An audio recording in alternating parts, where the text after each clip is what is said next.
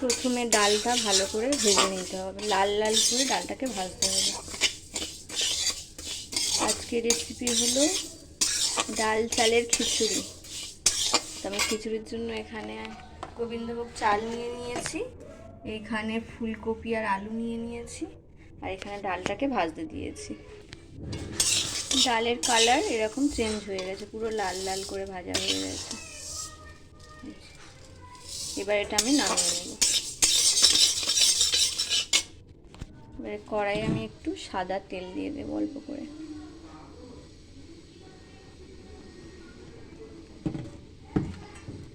তেলটা গরম হয়ে গেছে, এবার আমি এর মধ্যে চালগুলো দিয়ে একটু ভেজে নেব।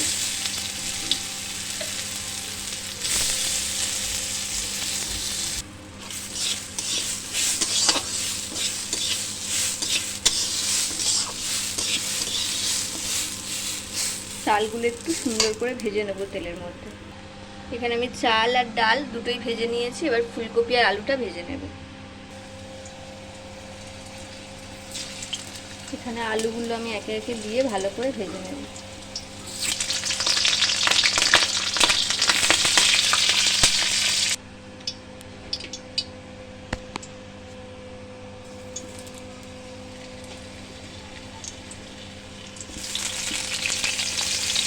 তারপরে ফুলকপিগুলো দিয়ে ভালো করে এটাও লাল লাল করে ভেজে নিতে হবে।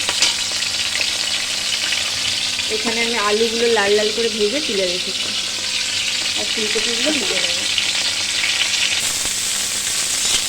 ফুলকপিগুলোকে সুন্দর করে লাল লাল করে ভেজে নিতে হবে।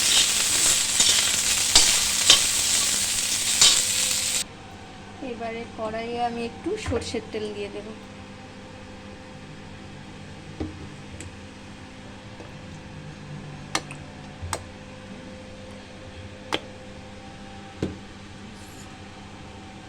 এবার এর মধ্যে এই গোটা ফোড়নগুলো দেব। সেখানে গোটা জিরে আছে, দুটো লবঙ্গ, একটু দারচিনি, দুটো এলাচ, দুটো শুকনো লঙ্কা, তেজপাতা।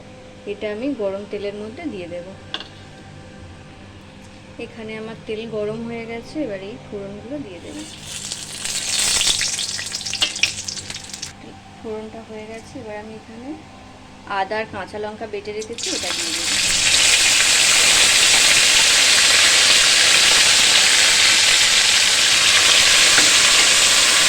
এখানে আদা আর কাঁচা লঙ্কা ভাজা ভাজা হয়ে গেছে, এবারে কেটে রাখা টমেটোটা দিয়ে দেব।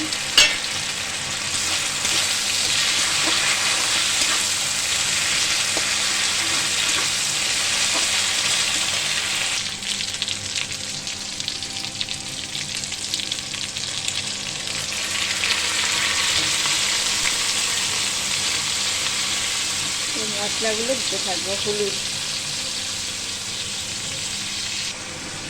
এবারে জিরের গুঁড়ো, ধনের গুঁড়ো,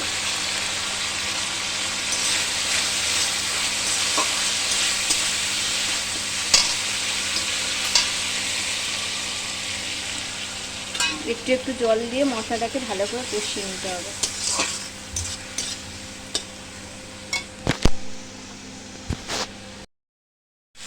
এখানে আমার সমস্ত মশলা মেশানো কমপ্লিট হয়ে গেছে, এবার আমি এর মধ্যে চালটা দিয়ে দেবো, ভেজে রাখা চালটা দিয়ে দেবো।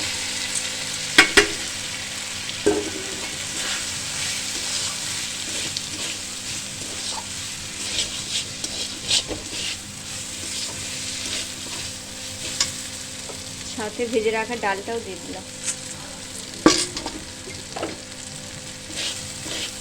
চাল আর ডালটা মশলার সাথে ভালো করে মিশিয়ে নিতে হবে। এখানে আমি স্বাদ অনুযায়ী লবণটাও দিয়ে দেব। এখানে আমার চাল ডাল মশলা ভালো করে ভাজা হয়ে গেছে, এবার আমি জল ঢেলে দেবো। উষ্ণ গরম জল দিলে খুব ভালো হয়, তো আমার তাড়াহুড়োতে করা হয়নি, যার জন্য আমি এমনি ঠান্ডা জলই দিলাম।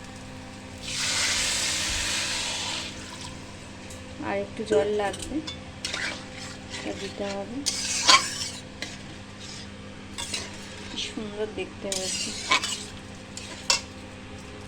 এখানে আমার চাল আর ডাল ফুটে মোটামুটি কতটা জল লাগবে ততটা পরিমাণ অনুযায়ী আমি চাল ডালের সঙ্গে জলটাও দিয়ে দিলাম। এবার এই ভেজে রাখা ফুলকপি আলু এগুলো পরে দেবো, মটরশুঁটি এগুলো পরে দেবো।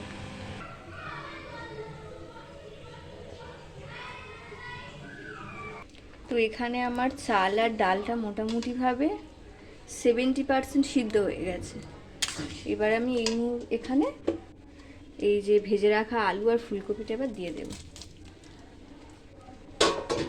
এটা এই সময় না দিলে আবার ফুলকপিটা আলুটা ঠিকঠাকভাবে সিদ্ধ হবে না, যেহেতু আমি বড় বড় করে কেটেছি তাই একটু সিদ্ধ হতে টাইম লাগবে।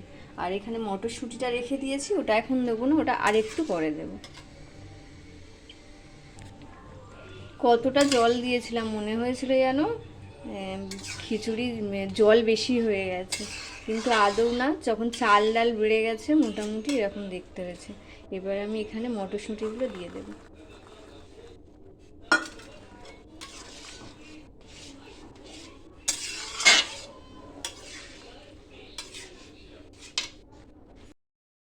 তো এখানে আমার চাল ডাল সব মোটামুটি সুন্দরভাবে সিদ্ধ হয়ে গেছে।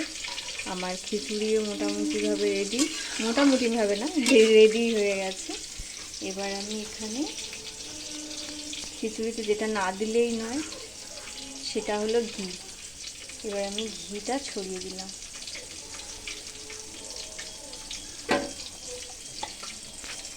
আর এখানে আমি গরম মশলা করে রেখেছিলাম, বেটে রেখেছি, সেটা আবার দিয়ে দেবো।